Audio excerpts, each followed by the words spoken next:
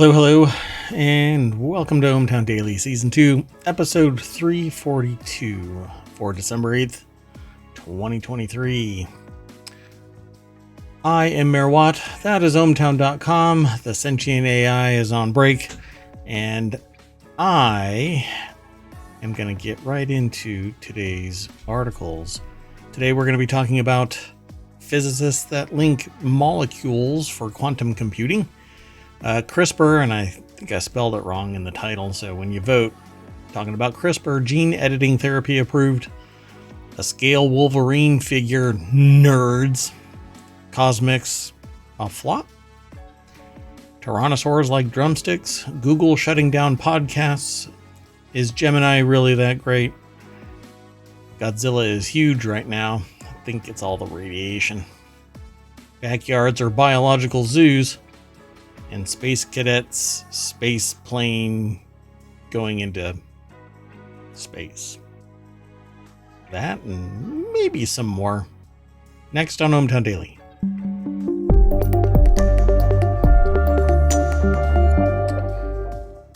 Again, hello. I am Mayor Watt, and that is ohmTown.com. If you're not familiar with ohmTown, it's 6 main categories and then 50 sub-channels within it. I aggregate headlines and a little snippet, and that's it. Then I talk about 10 articles every night, 8 p.m. Monday through Friday, and 6 p.m. on Saturday and Sunday. I plan on the new year to expand it to a couple more shows, and then hopefully stay into that groove and keep releasing them periodically throughout the year. But right away, 2 of them. 2 new shows, and I'll announce when they are. Once they're locked in. I've already selected 10 articles, so let's just get right into it. So the first one is called, it's in the channel called ohmTown Daily, which is this show. It's also a podcast. It's a YouTube channel. We've got a Discord. We've got a Patreon. There's a TikTok, but I don't do much on it. What else? I don't know. Anyway, come and hang out and chat. We're here right now. So physicists enter new frontier for quantum computing. The breakthrough may lead the way to more robust quantum computing and support research in fundamental physics. That's probably the big thing. Quantum computers, in the conventional sense of what a quantum computer is a ways out, but let's talk about this. The article is over at newsweek.com, and they have that's pretty funny. There's a video that's over here in Newsweek, but it has something to do with the topic but not the article. I don't get it. I don't know why they do that. Anyway, Pandora Dewan is the author over at newsweek.com that put the article together. Essentially what's happened is physicists at Princeton, Harvard, and MIT may have made a major breakthrough in the study of quantum computing by successfully linking together 2 molecules. And this quantum entanglement of a molecule has the potential of allowing researchers to create a quantum computer that is functional in the current, I guess, definition of what a computer is. Basically like a desktop computer, but using molecules and quantum entanglement. This concept is basically that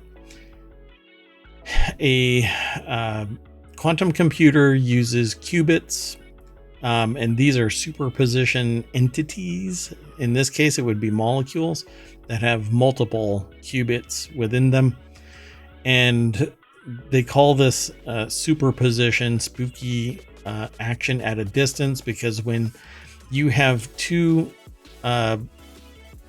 quantum entangled, again, in this case it's molecules. I'm trying not to confuse terminology and pull away from the article, but anyway, if you have these 2 molecules, it can be any distance, and when you examine one to take a measurement, it locks it in place, and the other quantum entangled molecule would actually result in the same thing. That way you can actually read it, so it's instant data transfer. And the thing about superposition and quantum computers is you could essentially create a whole lot of them by stringing them together, making up the ones and zeros that a computer usually uses. And since the superposition is all data all at once, the moment that you go to, you give it a command, and if it were a conventional computer, you would issue a command and it would calculate every possibility and spit out the answer immediately. And I'm not talking about requiring computational cycles like a computer today would require. You basically say, I want to decrypt, a 256-bit triple DES encrypted piece of data, and it would instantly crack it and give it back to you fully readable. It's quite disconcerting. But that's the idea behind these quantum computers: instantaneous communication, even at a distance, and computational speed unheard of. Quantum computers are used today basically to do massive data analysis and pull out a particular bit of information, like the highest level of heat in a nuclear explosion or something like that, and other fundamental research. It's kind of intriguing, but that's what this article is talking about when it's talking about quantum computers, qubits, zeros and ones. You string them all together and you basically make a supercomputer. Right now, they're the size of Merawatt's studio. But in time, and that's without the cooling system, in time they'll be much smaller. And who knows? Maybe John Teeter actually used a quantum singularity controlled by a quantum computer, and that's how he went back in time. You'll have to look him up. It's a great conspiracy theory. But there you go. This is a fun article. Definitely go and read it. It's approachable, I would say. Let's give you the link into chat. There you go. Okay. The next article is over in the... Oh, wait, I didn't do my transition. Bad, Merawatt. Bad. So the next article is over in Technology Today. CRISPR-based gene editing therapy approved by the FDA for the first time. Yeah, it's been kind of interesting that CRISPR gene modification therapy hasn't been FDA approved, but people have been getting it. In a landmark decision, the FDA greenlit 2 new drugs for the treatment of sickle cell disease in patients 12 and older, one of which, Vertex drug Casgevy, is the first approved use of the genome editing technology CRISPR in the US. Bluebird Bio's Lyfgenia, which I don't know why medications always sound like somebody just grabbed an entire box of like 6 dozen alphabets, magnetic alphabets that you throw on a refrigerator, and did just that. They just like flicked a bunch of magnetic letters onto a refrigerator and then said, oh, you know what? Lyfgenia. That nails it. So the article's over at Engadget. Malik Saleh is the author. And they have a deck statement that says authorities have greenlit 2 new drugs to treat sickle cell disease, which is a modification basically in red blood cells, and that it creates kind of malformed cells, and then they actually get stuck inside blood vessels and cause problems. And they don't carry, it says here, they don't carry oxygen properly. It's because it doesn't get trapped properly. So the intent, I guess, is bone marrow transplants are currently the only cure for sickle cell disease, but they require well-matched donors and often involve complications. This approval will open the door for treatment that doesn't involve that, since it's very invasive and very painful, and Rejection is always a possibility. Patients first have to draw blood to... Oh, and this, it says, while both drugs approvals use gene editing techniques, Castrave's CRISPR-Cas9 genome editing works by cutting out or splicing in DNA in select areas. Patients first have blood drawn so that their own stem cells can be isolated and edited with CRISPR. Then they undergo a form of chemotherapy to remove some bone marrow cells, so the edited stem cells can be transplanted back in a single infusion. Both drug approvals are based on studies that evaluated the effectiveness. I believe we even spoke about this sickle cell treatment in the past, drawing attention to the fact that it hadn't been approved yet, but now it is. So congratulations. And if you had invested in this company, if it was available for investment, double more congratulations. And this is just the beginning. It's something that shows an obvious treatment path that is much more, it's much safer and cost effective in the grand scheme of things. Because this is pretty, bone marrow treatments are pretty expensive and painful and dangerous to the health of the patient. So let's keep going though. I won't linger on any article too long today. The next article is in the continuity report. Hot Toys reveal new 6th scale Wolverine figure. Let's go over to the article itself because I want to see this. So I don't know if this is the actual picture. This is just a video, I think, of something having to do with Wolverine. Anyway, the article is over at comingsoon.net. Anthony Nash is the author of this. This week, both Hot Toys and Sideshow, which basically creates memorabilia, a new collectible memorabilia at that, revealed Hono Studio, a new collective of artists from across the toy and entertainment industries. The aim of the studio is to innovate on some of the most popular pop culture characters via high quality, highly articulated figures. I always find that really interesting, the level of design that I see in some of these collectibles. I've never bought a figure.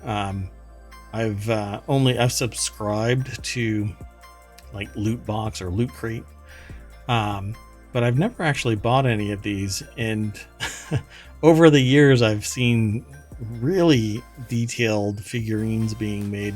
Pretty fascinating, the level of detail that's put into some of these. And this is tame compared to the complexity of posing and stuff like that. So apparently they've created a 1/6 scale action figure. It's not a doll, Mom. It's not a doll. Oh gosh, there isn't much to this article. It's in chat though. You can go and follow it over and take a look at some of the pictures, particularly if you're getting this as a podcast. You won't obviously be able to see any of the pictures, but I'll scroll through a couple of them. It's got that little stippling kind of a thing on the suit. It's pretty amazing. I don't know how they mass produce these with such detail. The complexity of the pose and undercuts and stuff like that just make it so difficult. At least to me. Looks like it's posable too. Huh. It might, like the whole thing might be like latex or something like that. I don't know. Silicone arms. There you go. That's the very next slide said silicone arms. So it must have an armature inside it, and then you can pose it however you want. Okay, let's keep going. The next article is over in ohmTown Daily. CosMcs backlash has already begun. People are lashing out against CosMcs. Is it going to be a cosmic flop? I don't know. It's over at Newsweek again, and Ryan Smith is the author. We've talked about this a couple of times, maybe in the last couple of weeks. When I first discovered CosMcs being created, I thought it was kind of outlandish. This doesn't look like a CosMcs. This actually looks like a McDonald's, and somewhere in here they talk about how oh yeah, we talked about it earlier this week, and that it was about to open. Well, it opened today. The first of the new chain stores, called CosMcs, opened its doors in Bolingbrook, Illinois on Friday. They want to spin up 10 of them by the end of next year. They talk about the churro frappe and boba drinks. That's what we talked about in the previous article. But apparently it's been met, they say, with lackluster and at times critical reception on social media, and some detractors basically are drawing attention to their political aspects for not taking a side. And I find it odd, because if a company says anything other than it's a shame that any of this is happening, it doesn't do them, a company, any good. They're supposed to be amoral, is what the business really wants to say. But they say in this article, they quote what McDonald's says: "Our hearts are with all of the communities and families impacted by this crisis." And frankly, it's a shame that this is taking place at all. Humans treat humans so horribly. It's just sad that this is taking place, that somebody out there finds the need either way. But it's not either way, it's at all. That's what I'm saying. It's a shame that anybody is hurting anybody. So going to a business or not going to a business because they haven't picked a side just seems antithetical to a business. They're not going to want to do that. Anyway, let's keep going.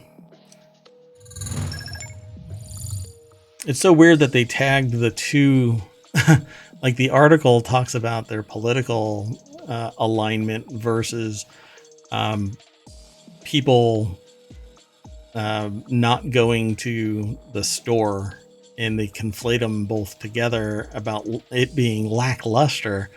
Well, it's not lackluster because of the food and whatnot. That's what I ended up talking about the last time, because I had no idea about their political alignment. But to me, they're going to be cannibalizing their other business, the McDonald's business, in an attempt to become Starbucks. So anyway, back to the new article. It's over in the Mobile channel. Appetite for drumsticks. According to this article, first prey found in a Tyrannosaur's stomach. Obviously, it is a fossil, but they've apparently detected drumsticks. So, prey has been discovered inside the stomach of a Tyrannosaur skeleton for the first time, scientists said Friday, revealing that the mighty dinosaurs had an appetite for drumsticks when they were young. Daniel Lawler over at phys.org put the article together. The skeleton of the Gorgosaurus, a member of the Tyrannosaurid family that also includes the T-Rex, sheds light on how these dinosaurs grew from fairly slender juveniles into gigantic bone-crushing apex predator adults. They added the Gorgosaurus, or Gorgosaurus it might be, which means dreadful lizard, was around 6 years old when it died more than 75 million years ago, according to a study in the Science Advances journal. The fossil was discovered in 2009 at the Dinosaur Provincial Park, Canadian city of Calgary. And then they apparently noticed something strange, but this is back in 2009. It was discovered in 2009. What has taken so long to find this? We have so much information that's just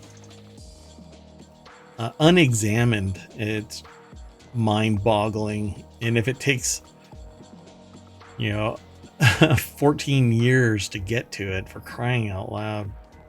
If it was 14 years of research and this is what they've come to, we need more scientists. Not always an apex predator, according to the article. The discovery also offers a rare clue into how Tyrannosaurs grew from 1 meter long at birth to some of the biggest predators to have ever walked the earth. Oh, it's probably called genetics. And big creatures need big food. Or a lot of little food. But at roughly 11 years old, as tyrannosaurs hit their middle age, their bodies grew almost 10 times as big, ending up weighing more than 3,000 or 6,600 pounds. Somehow I just doubt this. Somewhere there's some missing data, because they don't, they'll start out small, yeah, sure, but it's not going to be like this clock ticks over and then suddenly they become massive. So weird. Everybody, science in particular, they look at the data and they make these quantum leaps about what a purpose was. Oh well. I love reading about this stuff, but I swear we're going to find out in 5 years something a little bit incremental. There's some intermediate step, just like humans. There's always been multiple steps. We just didn't know it. And then, we only were around for 2,000 years, 5,000 years. Oh, now we're, 100,000 years ago or whatever it is. Let's keep going. The next article is over in the Wanted channel. Google announces April 2024 shutdown date for Google Podcasts. They're shedding their properties, it seems, getting rid of things that aren't actively making money. Google Podcasts has been sitting on Google's death row for a few months now, since the September announcement. Now, a new support article details the plans to kill the product, with a shutdown coming in April 2024. They did this with their free services. Free services for a domain. So if I want, I'll just use ohmTown. I want ohmTown.com to be my mail account. It's a vanity domain is what it's known as. And it's as simple as pointing DNS to Google services, and then Google services allowing the domain name to be treated as Gmail, right? So you type in something, blah, blah, blah, blah, blah, ohmTown.com, and you get the mail interface, which is Gmail. If I was an ISP, I could do that, or if I was a web host, I could do this all day long for free, because it's just a redirect to whatever infrastructure I already have. Well, Google now charges people for what is the equivalent of a vanity URL and an email account.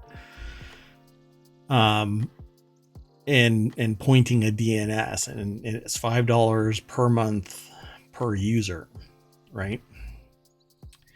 Now they get rid of that and they charge. And then at another point, they spin up domain names, and then they get rid of that, right? So if you switched over to Google domains because you wanted a different service, they tested the waters, and now it's going over to Squarespace. Squarespace is the new domain manager for everything that Google had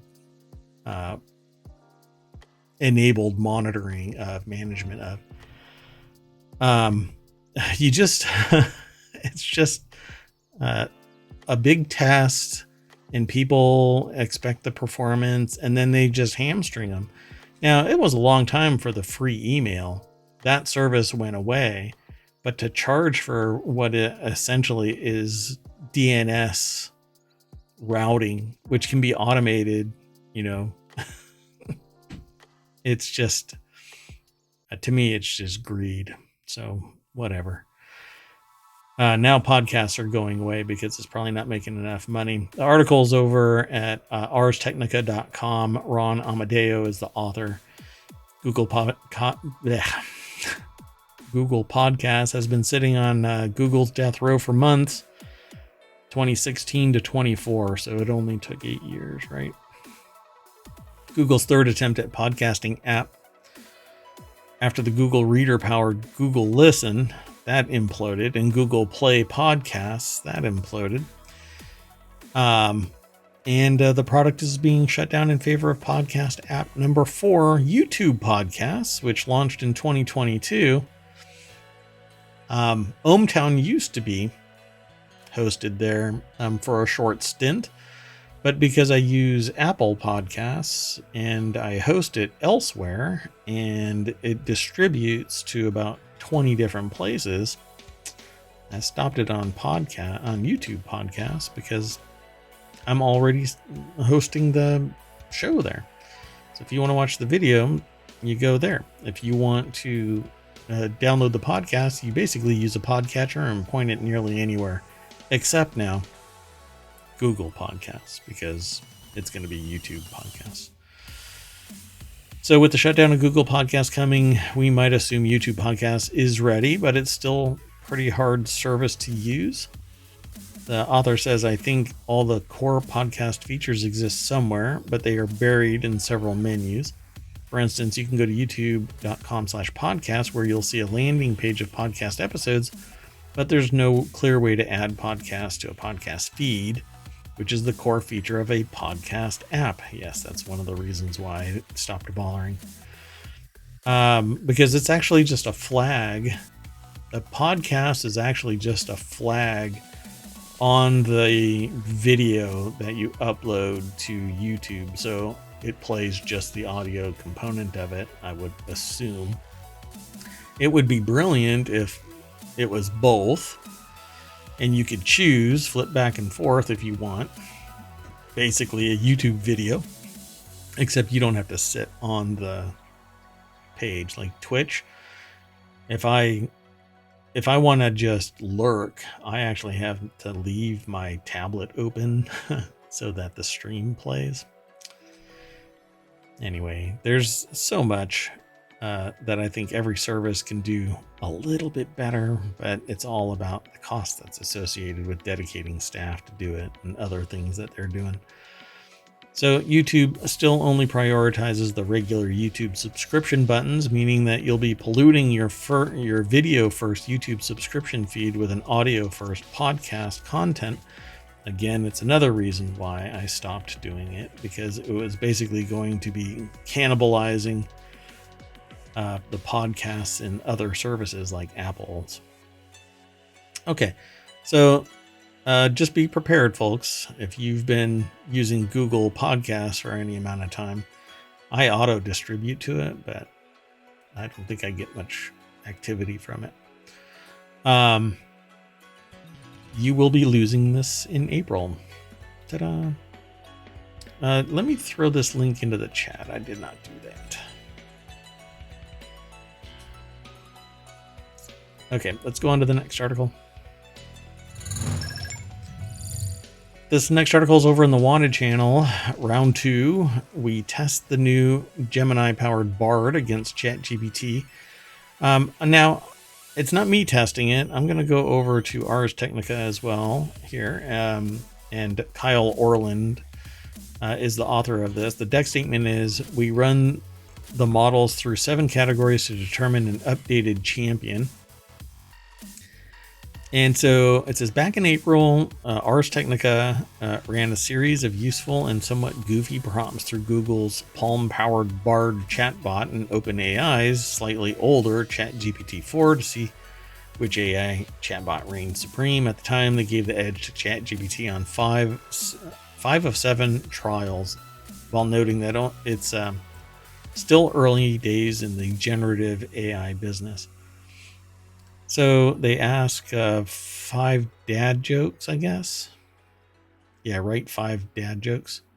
What did the buffalo say when his son left for college? Bye, son. All right. I used to be addicted to soap, but I'm clean now. Oh boy. So they have this against the ChatGPT 4 and GPT 3.5, Palm powered Google Bard, and Gemini powered Google Bard. Gemini came up with that first joke. I used to be a banker, but I lost interest, says the Palm powered Google Bard. GPT-4 Turbo says, why don't scientists trust atoms? Because they make up everything. That's actually an old joke. I don't know about the others. And GPT 3.5, why don't scientists trust atoms? Because they make up everything. I repeated, I only know 25 letters of the alphabet. I don't know why. Get out. You're fired. Anyway, after their review, they say their winner is, we'll call this one a draw since the jokes are almost identically unoriginal and pun-filled, though props to GPT-4 for unintentionally leading them to a Pele happenstance. All right. I didn't read them all. If you want to read them all, follow the link through ohmTown and you can see some more corny jokes. If you want to call them jokes. Okay, the next article is over in Mobile. Godzilla -1 is now the biggest live-action Japanese film in U.S. box office history. Godzilla -1's critical and public acclaim has skyrocketed it to the box office heights. Heights so worthy of such a titanic being that Toho has had to dash its plans to bring the film's theatrical run to an end and extend screenings. But now the king of all monsters is now king of the live-action Japanese cinema. So the king of all kaiju has not just the biggest foreign debut at the American box office, but is the star of the biggest live-action Japanese film. James Whitbrook over at Gizmodo.com Movies put it together. Let's see here. Now having brought in $14.36 million at the American box office, almost the entirety of the film's production budget, and bringing it worldwide total to approximately $41 million, Toho has confirmed that -1 is now the most successful live-action Japanese film in U.S. box office history. It had already broken records on its debut to take in the biggest opening weekend of a foreign film in the U.S., trumping Demon Slayer movie to the Swordfish Village, which brought in $10.1 million. So I grew up with old school Godzilla movies. I haven't seen any of the modern stuff. Some people just don't really dig that modern film take on Godzilla. -1, it says, will stick around for at least a second weekend in the US and actually expanding its availability from 2,308 screens to 2,540. Because you got to get that mortgage payment. That's how much it costs now to go to a movie. Maybe not. I don't know. I wait till they hit the small screen so that I can watch them right here or wherever my iPad is. Let's keep going. The next article is over in ohmTown Daily. Oh, you know what I forgot? I forgot to throw that last article into the chat. There you go. So the next article is over in ohmTown Daily. Scientists find 1,000 different species in their suburban home backyard. Researchers identified 436 moth and butterfly species, 56 different spiders, 8 different types of reptile, 56 birds, as well as numerous plants and fungi. Putting the fung in fungi. 1,000 different species in their suburban home and backyard. So the article is over at newsweek.com. I had already read something about this. And so I thought it was interesting when I was surfing through the articles today over at ohmTown.com. 1,000 species. Now, the way that I first interpreted this was that it was new. Like new species. but all they did was find not old, already known species. Scientists find 1,000 species. But it's just because they went looking through their backyard. That's the diversity that's taking place in nature. Oh, I got nature all over me. It's because I fell in the grass. Trio of scientists who live together have documented more than 1,000 species found in their suburban home and its backyard. The findings, published in the journal Ecology, highlight the biodiversity present in many suburban landscapes, which can far surpass professionals' expectations, according to the researchers. Well, it's probably because people are looking for something new. As a challenge, the scientists tried to identify as many species as possible over a period of 12 months. So it wasn't like it was always present. It was present at one time. You know, it's like here in the States, you've been to Texas, but actually what you did was drive through it. Just because you've been through it doesn't really mean that you've, lived in Texas.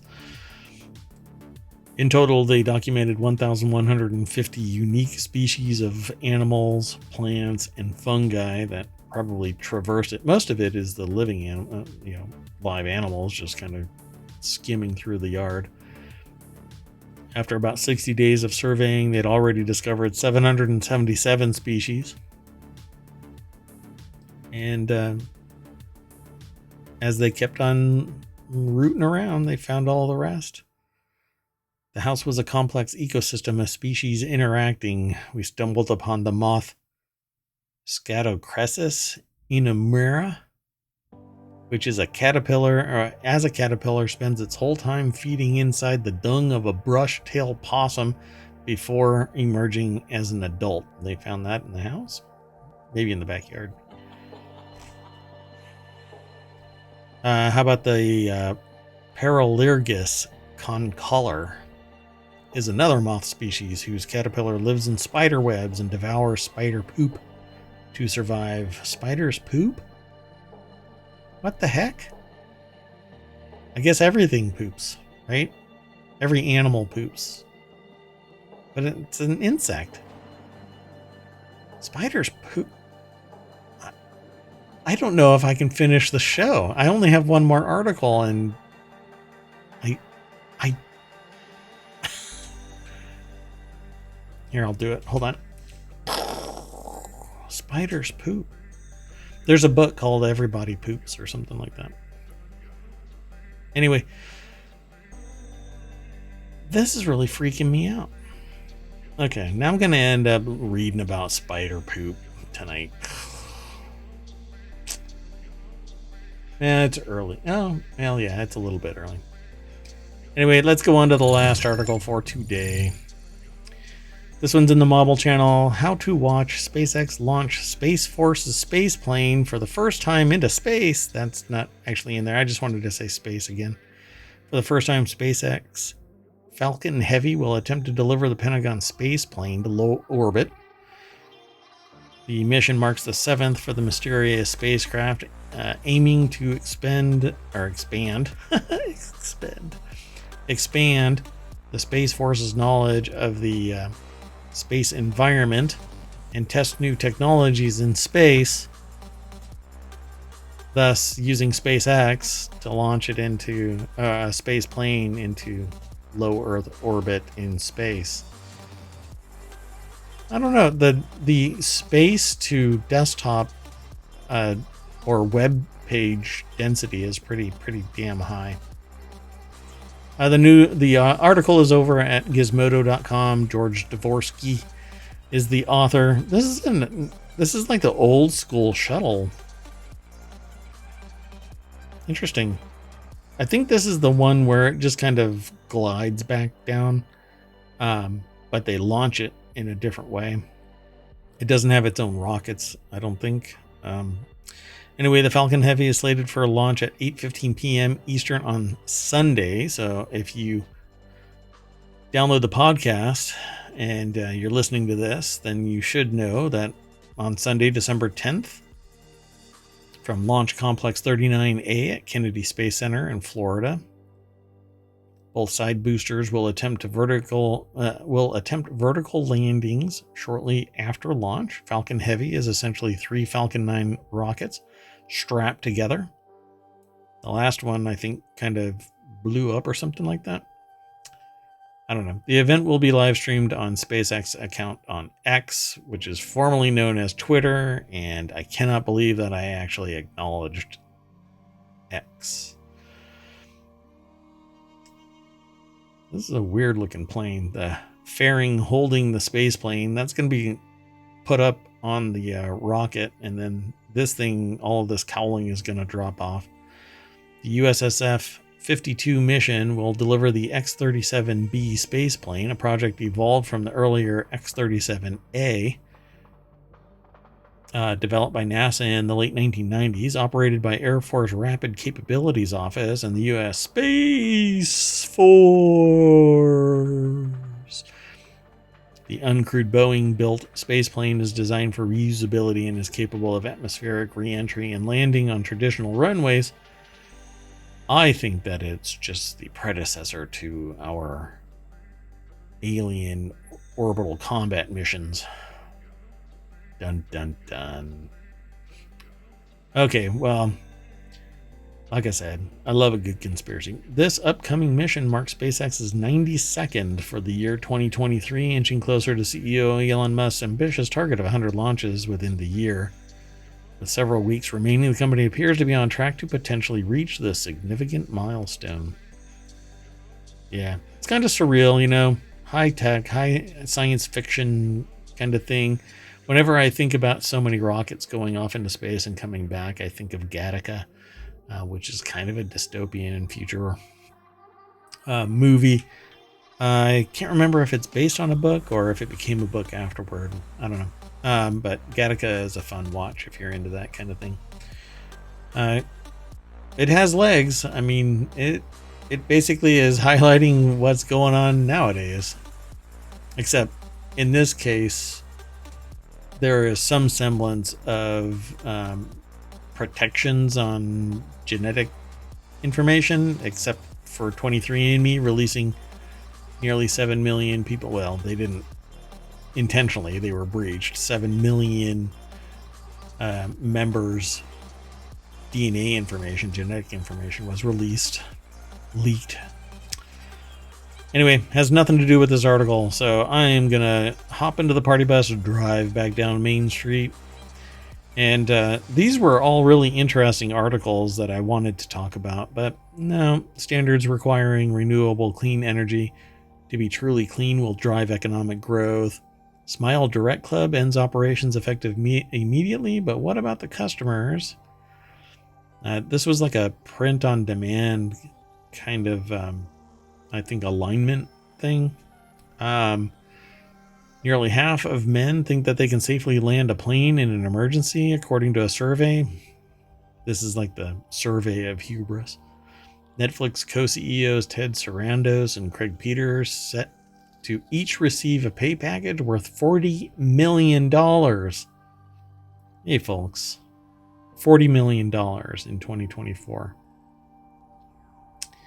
And then apparently the statement, "Are you out of your mind? She's never been funny a day in her life," was said in regards to Meryl Streep's Devil Wears Prada casting. It says here, got pushback because the producer was told, "Are you out of your mind? She's never been funny a day in her life." Wow. So there's 5 more articles that you can go and check out. They're somewhere in ohmTown. You'll have to search for them. But once you're in there, you can sign up and you'll be able to reply. Or if you're over here, you can swipe left or right these and they'll hide it. I don't know. I use it every day, pretty much all day, checking in on the news and becoming more aware of what's going on. All news, no noise. Go check it out. And that's it for tonight. I'll see you tomorrow, 6 p.m. Be here and be a citizen of ohmTown. That'd be great. Thanks. Bye.